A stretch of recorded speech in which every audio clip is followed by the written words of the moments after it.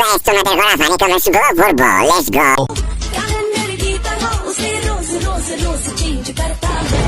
क्या माल है यार।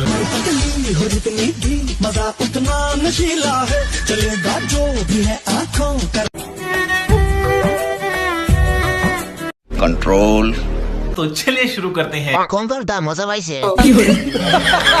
মুখে না বুকে দেখ এত বড় বেলুন কেসটা তুমি ধরেই ফেলেছো।